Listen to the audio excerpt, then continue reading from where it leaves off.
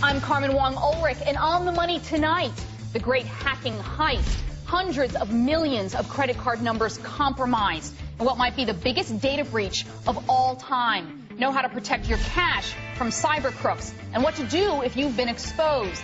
Now, banks bought by the government? If that sounds like Russia or China or Latin America, think again. It could be us. Nationalization may be near. We'll show you what it would mean for your money. And this is no time to play games with your money, or is it? Lottery sales are surging, but your ticket to a little fun could cause big harm to your bottom line.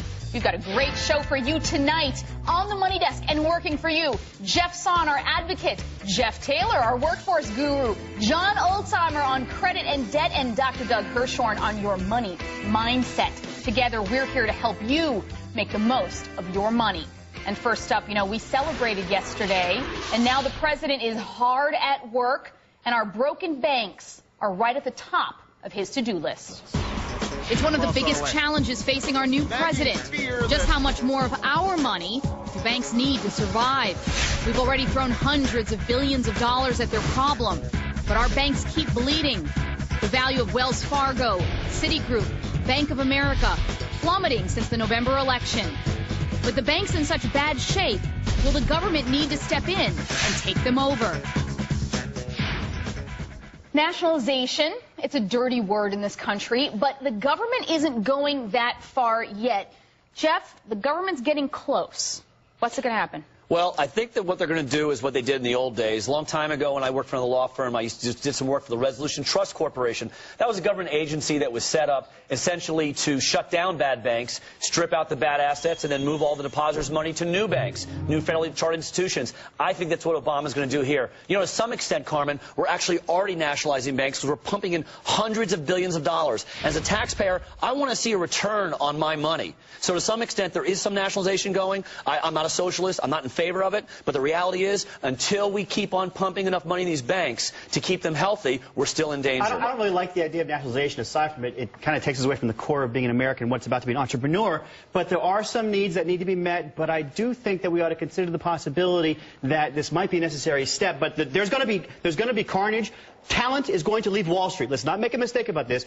Talented, gifted people on Wall Street are going to leave those banks because they don't want to be government But you know employees. what? Most of the country, they're not too worried about Wall Street right now. They're too much worried about their own pockets, their own jobs. Jeff Taylor, we've seen a lot of job loss here, a lot of bloodletting, special financial services. This goes beyond basically the corporation of the banks to people's lives. Well, I'm worried right now. The government's really running our mortgage companies right now. And to think about the government running our banks is something that I think, do we want them to be doing that, right? I guess I look at it, I think that jobs is one piece of it, but I think it's about leadership.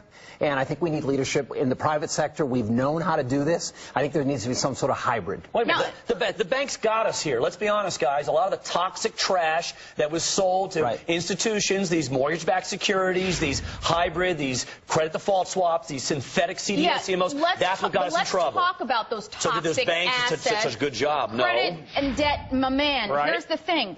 There is a plan, and this is one of the several plans that have been tossed around for the administration, to buy up, for the government to go in and buy up only the toxic debt, wrap it up, and have a governmental bad debt bank, and have that sit around.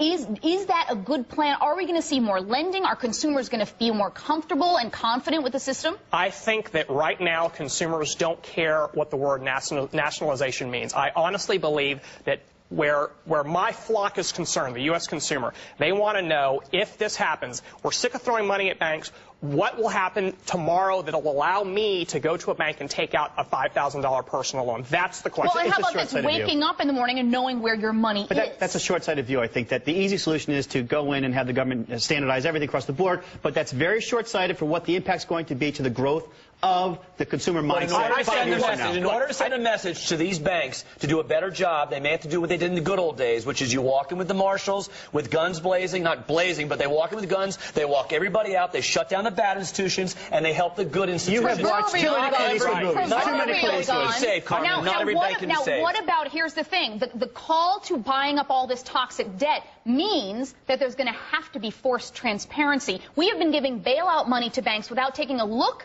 at where their money is and how much toxic debt there is. That's the danger here. Banks are scared. Look, I think to make the assumption that the U.S. government can run a bank better than a banker is just flat out silly. Wait a minute, absolutely. the banks did such a good job? The banks did such a good job that we're all sitting here today wondering, am I going to have a job tomorrow? Is my money going to be safe? The government has to get involved because the banks blew it. Well, here's the thing. Transparency for the American consumer is going to mean a lot. And with us right now in aiding that, Steve Bartlett, CEO of the Financial Services Roundtable, a group that lobbies Congress on behalf of the country's biggest banks. Now, Steve, you're on the other end of all this, so tell us, how does it feel and how's it going? Well, as a matter of fact, we first ought to start with the understanding that things have